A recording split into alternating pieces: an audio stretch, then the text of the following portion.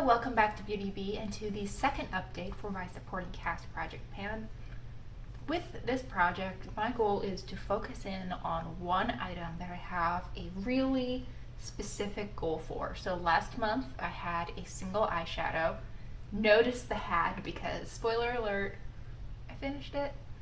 But we'll get into that more in just a second.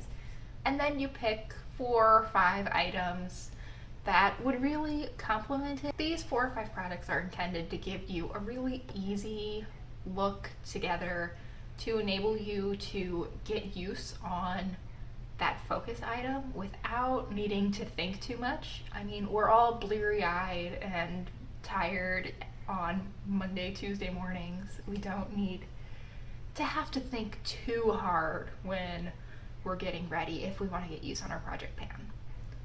So as I mentioned earlier, I did finish my focus shade. This was a copper. The shadow that I finished was a mixture of several old sleek shades. I had I believe it was When the Sun Goes Down palette from Sleek. I had the mini pocket version. It was actually a very cute, tiny little palette. And it had one super bold copper in it, like an orange copper. And then when I decided it was time to get rid of that Sleek palette, I mixed that bold orange copper with really a couple of other shades, and I ended up with what was still quite a bold copper, but just not quite as orange and not quite as vibrant. And it was a pretty shade. It was just a difficult shade to use at some points because while the color was really lovely, it ended up kind of getting shifted from the Sleek palette to a Wet n Wild palette, just to an empty pan in one of their palettes, and then it got moved into this pan.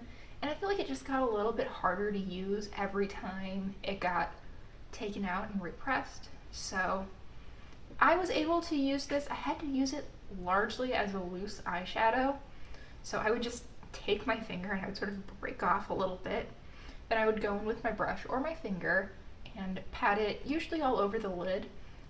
Because it was loose, I really didn't trust myself to use it in the crease or really anywhere that would require any kind of precision. Just as an easy all over lid shade was, I think, the way I used it almost every time, and then I would reach into something else to blend out the crease. So I'm really glad to have this gone. I thought it was a pretty color, but it's not something that I'm going to miss because I have quite similar shades in my collection. One of them, well, one set of quite similar shades is in this e.l.f. bite-size eyeshadow palette in Pumpkin Pie.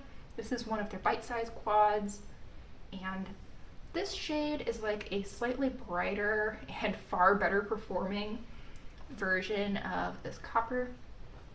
I had really pulled in all 4 of these shades, and I would say that using a mixture of these 2 was probably the most common way that I brought this palette in with that single, because I feel like this shade by itself is a little bit warm for me, just for my preferences. It looks fine, but I feel like this shade is maybe just a hair too cool and maybe just a tiny bit dark to be a great crease shade. It doesn't quite give me the look that I want, but mixed together, these 2 make a perfect complement to that copper shade. This brown bronze is really lovely. I don't know that I used it in conjunction with the copper very much, but I have used it quite a bit and I do really enjoy it. I definitely found myself reaching for this a few times without the copper shade, which I think is great. And I mean, now that that single copper is gone, I think I can give any focus that I would have given to that shade to this much better, much prettier copper that is in this palette. So I don't believe that I made any visible progress on this palette through this project, but I did use it several times, and honestly, with these supporting cast items, that's really all I'm looking for. So I actually finished one of my supporting cast items. This was a miniature Nars Afterglow lip balm. Mine was in the shade Laguna. This was in the makeup birthday gift from Sephora this year. It was really pretty. It felt great going onto the lips. It gave you just a little bit of color. It was a warm brown color, very pretty, very summery, and it was basically the same color as everything else that you'll see was in the project for the last round. So it was really pretty, but alas, I used it up, and that's a sad day. I also forgot to save the packaging. I did my monthly empties about a week ago at this point, and I didn't even think to save it for this video. I just tossed it. So I can't, show off my trophy, but I did finish it, which is fabulous. The other two products I clearly did not finish, but I wasn't really expecting to make any kind of visible progress on these. One of them is this Pacifica Blush. This is in the shade Wild Rose, and I mean, it's a lovely blush. It really looks like you mixed blush and highlighter when you apply it. Beautiful. I think the color is such a beautiful neutral. I don't have anything bad to say about this blush. I didn't use this quite as much as I thought I would over the course of this project. I just have so much blush right now that even though I did probably use this 5 or 6 times over the past month and a half roughly that it's been in the project, it's probably been one of my most used blushes, but it still feels underutilized. So goes having too much makeup. And then finally, we have my Tarte Park Avenue Princess Bronzer. This is just a really solid, everyday, glowy bronzer for me. It's a little bit on the yellow toned side. It's softly pigmented, but glowy. I feel like showing bronzers never makes any sense unless you swatch them out. I love this shade. I think it's really easy to wear. I find myself just going in with this, well, the Wet n Wild calls it their P60 brush. I'm pretty sure that this is their large powder brush, if I'm not mistaken. And I will just use this along the perimeter of my face. I'll use it under my chin. I will take it onto my shoulders, any exposed parts of my neck or upper chest, and it just makes me look a little bit less pasty, which is much appreciated because I haven't been outside this summer practically at all. It's really sad, actually. Moving on, it's a really lovely bronzer. I do think that I've made some progress, though I don't think I could even see it in a comparison photo. I also don't remember if I took comparison photos last month. I guess I'll see when I sit down to edit. But there is a good little dip forming. I have no concept of how deep this pan is. I would absolutely believe you if you said that I was like 10 uses away from hitting pan, and I would equally believe you if you said that I was 10 years away from hitting pan at this usage rate. So we'll see. Maybe I will hit pan, and maybe it's never ending. It feels like there's only 2 possibilities there. And I think that about covers it for what I've had in the project for the last 6 weeks. So let's move on to my next victim. And I think this month it's going to be a little bit more of a twofer. So I have one eyeshadow again that I think will be probably a pretty easy goal to reach. I don't even know where this shadow came from, but it is a peach shade and it is just dry to the touch. It's not impressive at all. I am really swirling my finger in there, and I don't know, well, swatching it on top of the bronzer probably isn't the best strategy anyway. It is sort of a blush shade. It almost makes me wonder if this is a combination of a couple of different shades that I intended to use as a blush when I repressed it. But it's quite soft. It's quite softly pigmented. I don't have a whole lot of product left in here, and I think that I will likely end up using it as a blush as much as an eyeshadow. So I don't think this will be a terribly difficult product to hit pan on. So I wanted to bring in another shade that is also on the older side. I think this is actually a mixture of sleek shadows from the same palette that copper came from. This one is more of a dirty gold. It's actually a really, really beautiful neutral. And I think that these will pair quite well together, which is why I decided to bring them in at the same time. I think that I could see myself using this shade all over the lid and then popping this on as a blush. I feel like that would be a really easy everyday look. And then to complement those two pieces, I have a third eyeshadow.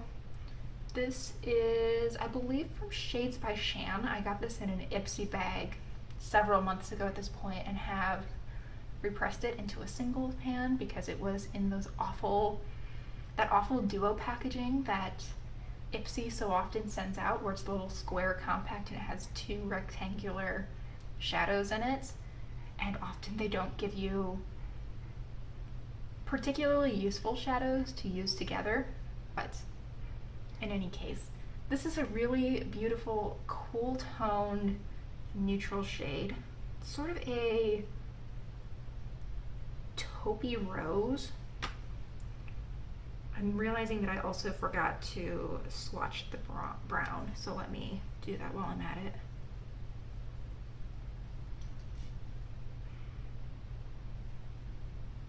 Hopefully this is working.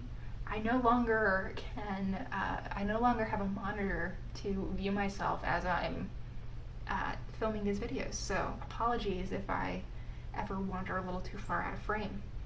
But there is the peach shade, there is that rosy taupe shade, and here is the brown. I mean, it is a super easy little trio of eyeshadows. I feel like I could apply this not quite blindfolded because that would cover my eyes, but you know, if I think I could almost do this with my eyes closed. Make a look out of these three shades. It's really pretty. I've also just decided that I'm going to bring in my little everyday palette. So I've stuck these three eyeshadows in here, and then additionally I have Nars Orgasm, which is a blush. It's a super easy blush. I think it'll mix really nicely with this lighter shade. I could definitely see myself using this peach over a huge area of my face, my temples, my cheeks, over the bridge of my nose, maybe up onto my forehead a little bit even, and then popping a little bit of Orgasm just right on the apple of the cheeks. I think that would look really pretty and really fresh. And I think that I would probably want to use a pinky blush with both of these shades as well, so perfect. And then I also decided to bring in Laguna. This is also from Nars, largely just because it's in the same palette, and I feel like this will be so easy to pull in the morning. Just have everything right here. No, maybe not exactly where everything will be placed first thing in the morning, but know what I'm using and just go for it. Should I swatch these? I probably should. Let's just go for it. You know, in case this is the first beauty community video you've ever seen, so you don't know what Orgasm and Laguna look like yet. Though I have heard that sometimes the samples of Laguna are a little bit different color than the full size. I've never owned the full size, so I really don't know, but here's what those look like. They're quite easy shades for me to wear. I think they'll be great for this project for that exact reason. And then I did pull in one lip product. This is from NYX, and it is their lipstick in the shade Dirty Talk. It is a berry shade, and I'll swatch it out. I just thought this would make such a pretty fall look because my eyeshadows that I've pulled are so neutral. I thought it would be nice to have a really bold berry shade to just give myself a little bit more life. I thought that this would just be a perfect, easy fall look that I could wear almost anywhere. I mean, a bronzy eye and a berry lip, what is more classic than that? So there's what I'm going to be working on for the next while. I will come back either in 2 months or once I have finished one of these shades. I suspect that this one will be the first to go, but I've been surprised before. And at that point, we will refresh my selections. Thank you so much for watching. I hope you enjoyed this video, and I hope that you will consider liking and subscribing if you did. Thanks again for watching, and I really hope that I will see you all next time. Goodbye!